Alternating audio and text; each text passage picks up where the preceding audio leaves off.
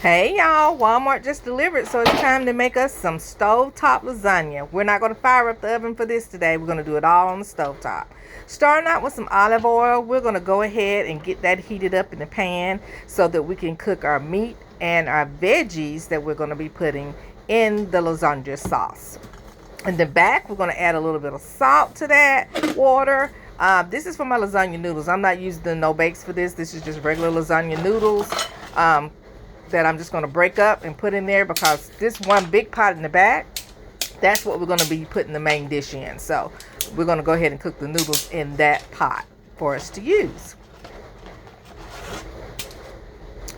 And use as many or as few of noodles as you choose, because we are using a Hamburger Helper box, but they don't put much of anything in those boxes anymore. So we're doing ground turkey as our meat base, and we're going ahead and putting that in the pot. That's the other reason we're using olive oil, because turkey just doesn't have that oil and fat that you get from beef or pork. So we're adding that little bit of oil, and it also helps with the flavoring of this as well. So go ahead and crunch that down, get it loosened up, so that you can have it ready for your sauce. We're adding our seasoning blend of peppers and onions that's going to go in here. I use the frozen seasoning blend from Walmart, or what we call Great Value, for pretty much everything that I cook. And I am adding some additional fresh green bell pepper with this, because I just like the taste of that in any of my red sauces that I do. For either my spaghetti, lasagna, ziti, whatever pasta that I'm cooking, if I'm using a red sauce, I always add additional green pepper to it. The seasoning blend is a great start, but it doesn't give me everything that I want for every recipe, so I like to add additionals. We're using some Worcestershire sauce that we're going to be adding to that as well. We're going to give that a little bit more flavor to our turkey. And then I've got some dried tomatoes here that I'm going to be cutting up. These are floating in some olive oil already, so we're going to cut those up and put that in the sauce as well. Having to turn those noodles down in the back, and keep your eye on them, guys. Do not let those noodles burn or stick bottom of your pan. That's not cute. Nobody wants to eat that either, okay? Now it's time to season her up. I'm using some Baconers jalapeno honey seasoning. I love this stuff. It's supposed to be something that you dazzle your bacon up with, but I use it for seasoning on my regular cooking, not just for bacon. Very little on bacon, of course. This is meat seasoning that I'm adding here as well. And then I've got some of the rest of my usual suspects of onion powder, garlic powder. We're going to be adding some dry ranch to this as part of my seasoning, black pepper too. So I'm getting all of these all seasoned up, because turkey's kind of bland. If you don't punch it up a little bit, it's just not pleasing to the palate. So not for me anyway. It's lacking a lot to get it where it needs to be. But if you season it properly, it'll take on whatever seasonings that you need, and it tastes pretty good. And then that's some Sazon that I'm adding as well to the turkey meat. So let that continue to brown. Once it's gotten to the brownness and you don't see any more pink on that, then we're going to add a full can with the liquid of diced tomatoes with chilies. I like mine with the chilies because I think it just adds a little bit more oomph to it. Not really hot to me, but I like a little bit of heat. A little bit of heat didn't hurt anybody.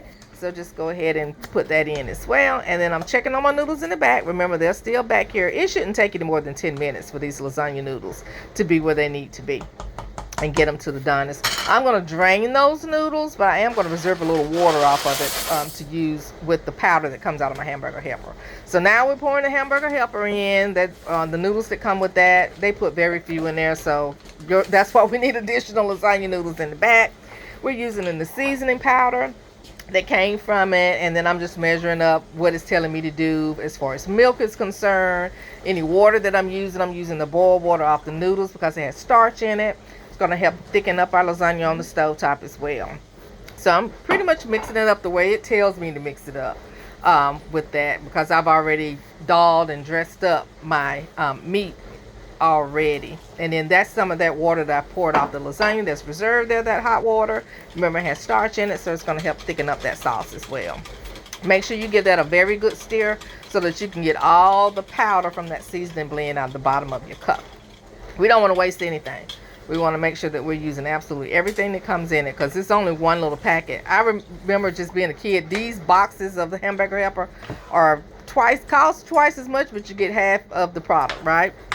That's what everything these little bitty boxes, and it's just tough times all the way around, people. So we're going to go ahead and let that boil off for a little bit. You want this to come up to a full boil because you want to boil off any of the water and let that milk thicken up your sauce as well. So you're just going to make sure it's stirred. Don't want anything sticking to either pan. Just keeping it going, because once we get our sauce going, we're going to pour it in here. And then I'm adding saccharooni, my favorite sauce, and argue with your mama, it's the best in the jar. I love it. The only thing I don't like about it, they stopped putting the chunks of vegetables in there that they used to. But I do love the sauce. It's pretty much the only canned spaghetti sauce that we use in my house, for sure. It's the saccharooni. And then you're going to go ahead and get that mixed up very, very well. Don't forget about those noodles in the back. Remember, I poured most of this water off of it, so we don't want anything, because I haven't turned the heat off yet, because we're going to still want that to heat all the way through for our sauce.